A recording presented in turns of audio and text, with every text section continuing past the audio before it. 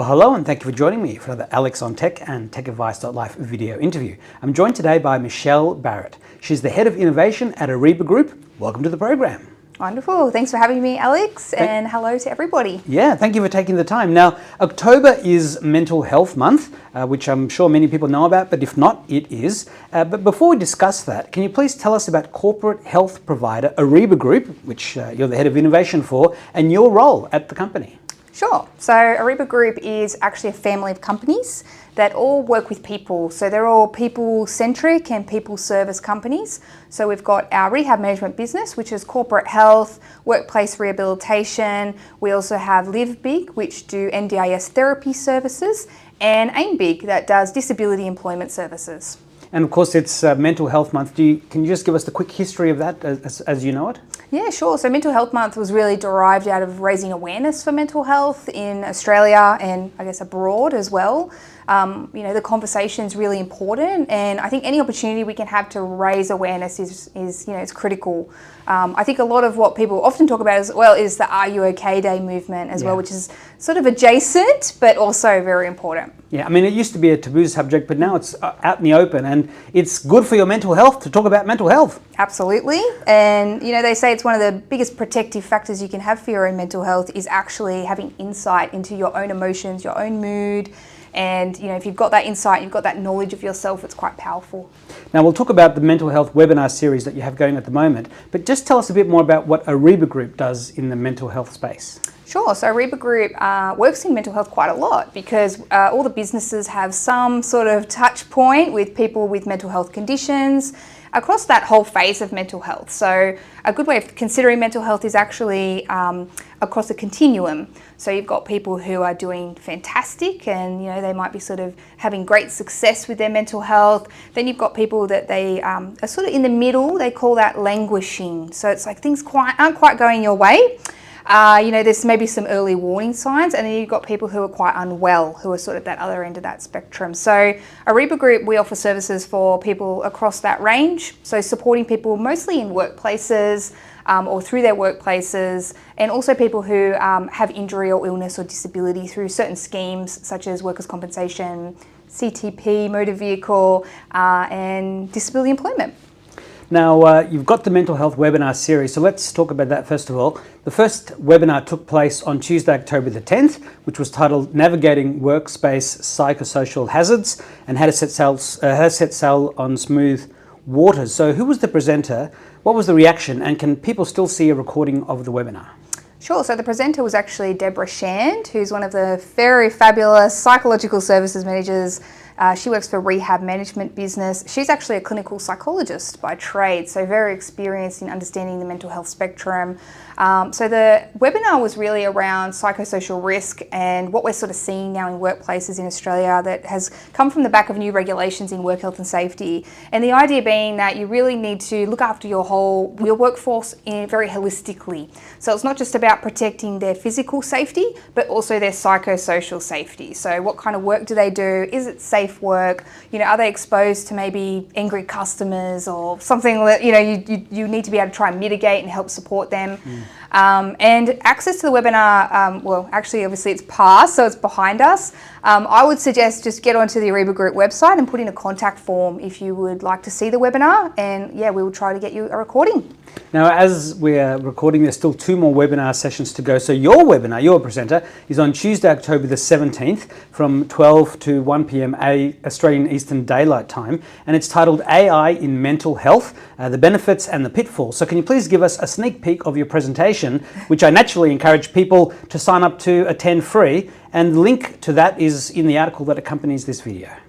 Yeah, absolutely. I'll give you just a sneak peek. I won't give it all away, but I'll be talking a lot around, so my background is as a psychologist, so I've sort of come at this a little bit different perhaps than people who maybe have a tech background, but I've really looked at, what are the benefits that we're seeing with AI in mental health, say the use of generative AI, chatbots, and this idea of sort of virtual assistants in AI, in mental health.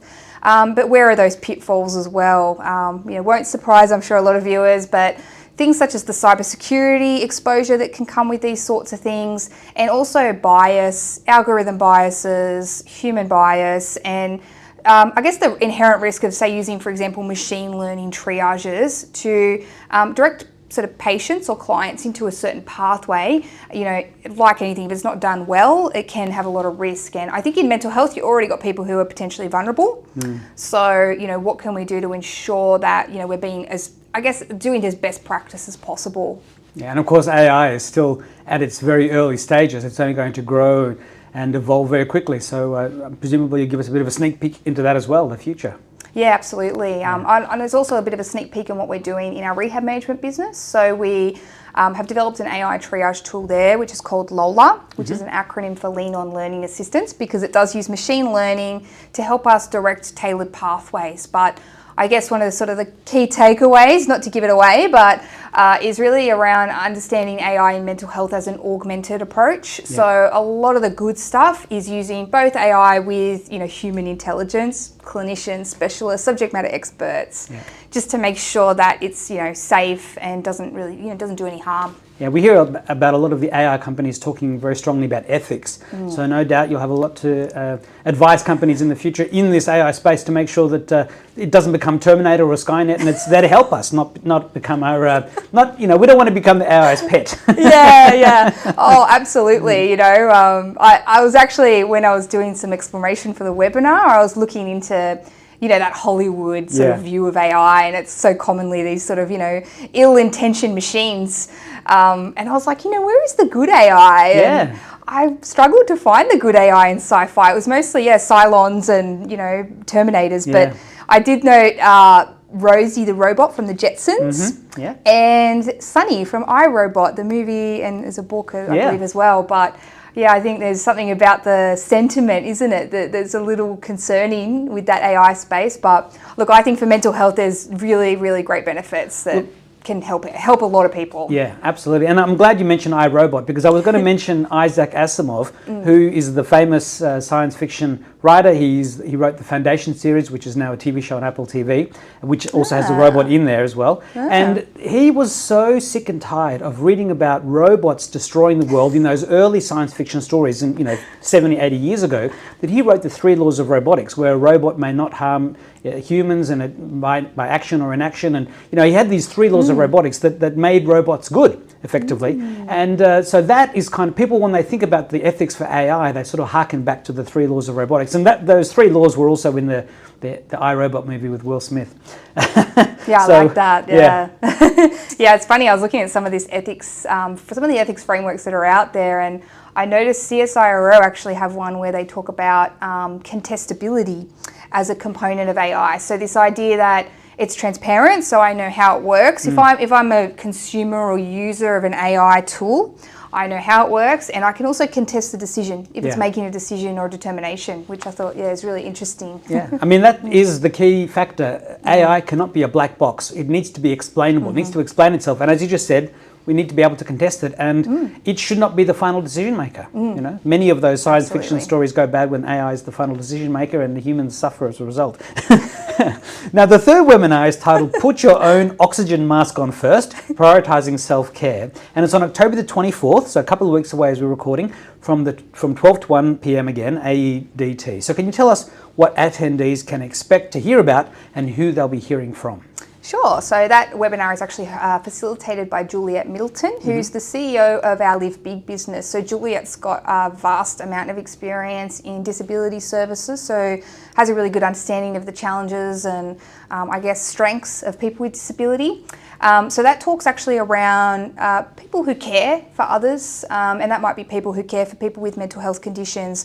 And this idea of putting your own oxygen mask on before you put someone else's on. And what we see a lot is people who are carers, they have a lot of burnout. There's a lot of issues there that can spiral and kind of get worse and worse for people. So she's going to talk a little bit about sort of identifying those warning signs, which it's relevant for all of us, and also what to do and how to sort of look at your own resilience and how to build that, and where to sort of find help as well if that's what you need. Absolutely. Well, look, I mean, when I got the email about the Arriba Group's 3 webinar series, I mean, talking about burnout, last year I discovered an organisation called cyberminds.org, which was launching, and they're working with cybersecurity professionals in burnout recovery and prevention, because when Optus people get hacked, or Medibank Private, or any of the big organisations that have been hacked, the cybersecurity workers, they've been protecting people for 20 years or longer. Their successes are normally invisible, but when there's a giant hack, they're on the front page. Some of these people want to commit suicide or leave the industry altogether, and all that corporate knowledge is lost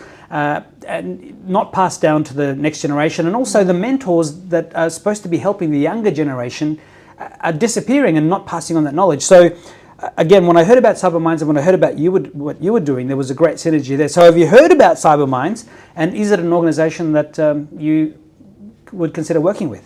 Yeah, absolutely. Yeah, I have heard about CyberMinds, and I think what they're doing is it's just fantastic. It gives that opportunity for prevention instead of reaction, which I think is a real issue with mental health. We're still very reactive and not proactive. I think the other benefit of organisations like CyberMind is being really targeted and tailored. So, identifying this concern for people who work in the cyber industry and the challenges that they face.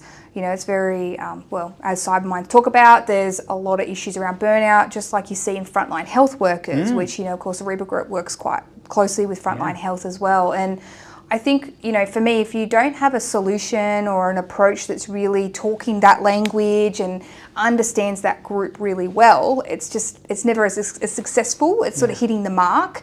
So I think it's really exciting. And, the more we can do to support any workers who, facing these sorts of challenges, and, we know cybersecurity, it's a hot topic. Defends us all. Yeah. When our defenders are in peril, that's, And it's a lot of fears around it, like a lot of people in all sorts of businesses. And I think when you see that, it's like healthcare, you get a lot of pressure on the people who are delivering the solution or the protection and the safety. And I feel for people who do those roles. I think it'd be really tough work. Yeah, it is. And look, when you have tennis stars like Jelena Dokic talking about her mental health struggles, I mean, it really is something that is now out in the open, and you really shouldn't be afraid to talk about it and seek help and support, from different organisations, be it Arriba Group, be it CyberMinds, be it your employers. So what else should we know about the Arriba Group before we get to some closing questions? I think it's, Arriba Group, in case it hasn't come through quite clearly, we're a very passionate group of people. We're people who love people. We love innovation and technology. And, I think, stay tuned to what we're doing. We're always looking to do new and exciting things, and, certainly welcome, new customers. Anyone who's interested in partnering with us, do get in touch. And how else do you see the health and mental wellness space evolving over the next couple of years? That's a really funny one. If you'd asked me that 5 years ago, I probably would have answered it very different. Since COVID in particular, I think there's been a lot of big shifts around self-directed health, digital. Everything's getting very digital now.